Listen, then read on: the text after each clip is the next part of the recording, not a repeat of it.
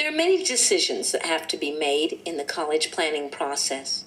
And with so many options and opportunities in the United States in higher education, frequently many questions arise. Students do have to finally decide what school they want to attend by May 1st of their senior year. However, long before that, students are making other important decisions. One of the first decisions that students usually have to make is what type of school do they want to attend? Whenever a student asks questions such as what type of school they want to attend, they need to not be shy about asking plenty of questions to admissions officers so that they can find the answer and make an informed decision. They need to realize that sometimes things aren't what they seem, and definitions and words and programs do change over time from culture to culture. A lot of students wonder if there's a difference between a college and a university in the United States. Basically, there's no difference.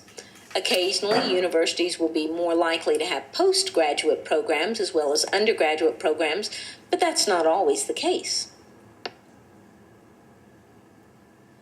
Students also wonder, what is a liberal arts education? It's a rather strange name, and therefore there's some misconceptions about it frequently. A liberal arts education isn't necessarily liberal or artistic, and a liberal arts college may be part of a larger university, or it may stand completely on itself and be fully accredited. Liberal arts is an education that focuses on a broad base of knowledge with an emphasis in critical and creative thinking skills, including reasoning and judgment and the communication of ideas.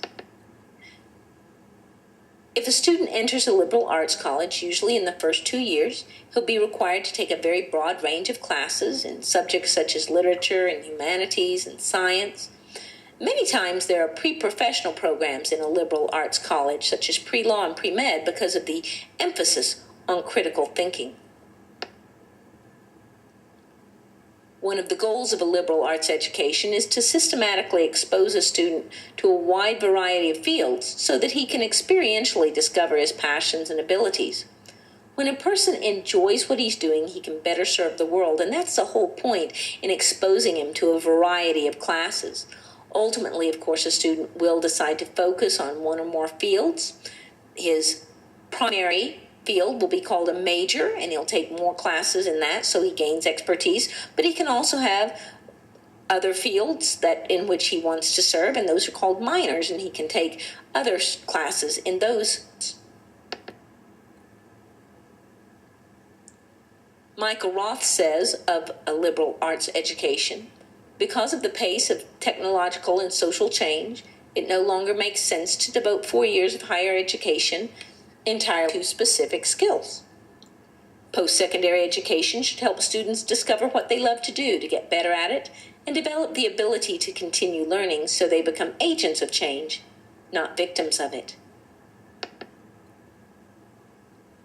Now, within a large university, there may be a college of liberal arts, but there also may be other more traditional colleges that focus on specific careers, such as business or engineering, architecture, health sciences.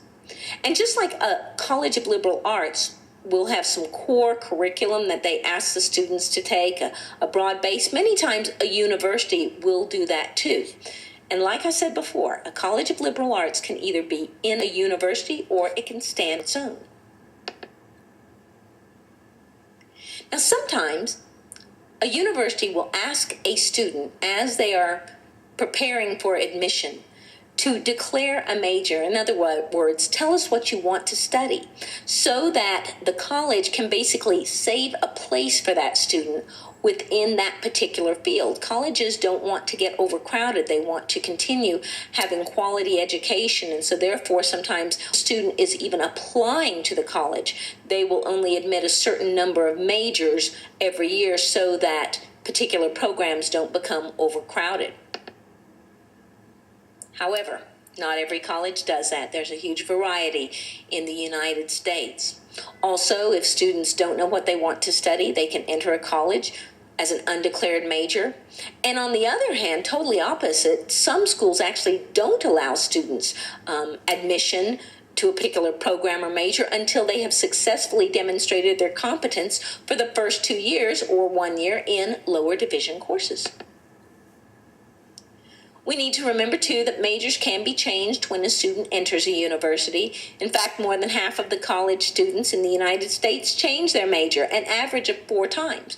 While this is permissible, sometimes it does lead to their education taking a longer time. In fact, the most recent statistics show that the average 4-year graduation rate at a public school is 32%, and the average 4-year graduation rate at a private school is 54%.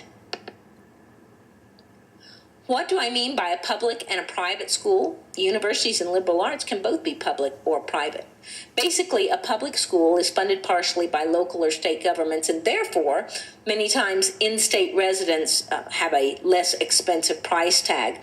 Also, the schools are usually larger, or they have larger classes. Private schools, on the other hand, are primarily funded by tuition or endowments. They're generally a little bit more expensive. However, they compensate by offering more financial aid because they know they are competing with the public schools for the same students.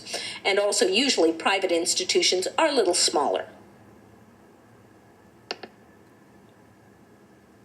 There are other differences between private and public colleges.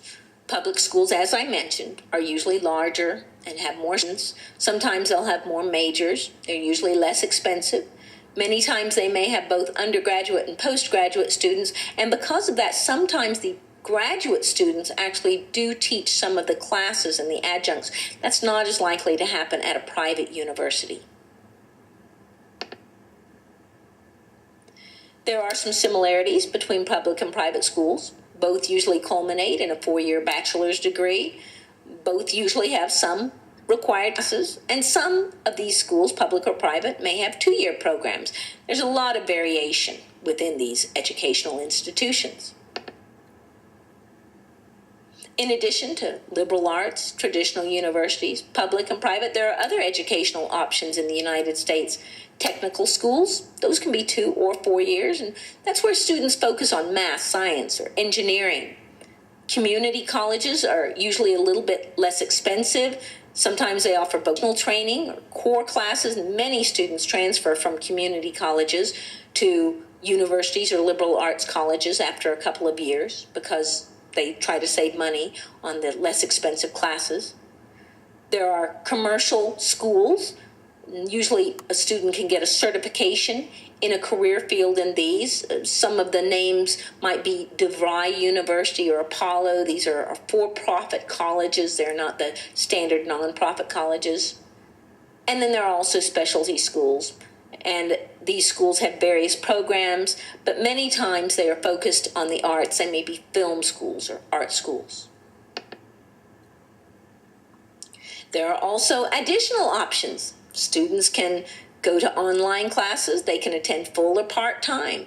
There's enormous course selection and programs. Students can design their own majors. They can take internships. There are varying lengths of programs. Students can multiple majors or minors. Some programs provide automatic matriculation or guaranteed admission into graduate studies. What does all this mean to you, the student? Well, hopefully it doesn't mean that you're more confused than ever. It just basically means that you have a lot of options and opportunities in education. You need to take responsibility in order to study your options, to decide what you need in order to have a successful educational experience. And you can develop college criteria based on those needs. Higher education is not just about finding a great school or a great program. It's about finding a great fit, determining what you need in higher education. If you have any additional questions about the options and opportunities in United States higher education, I hope you'll feel free to contact me. My name is Glenda Durano, and my website is collegeadvisingandplanning.com. Thank you.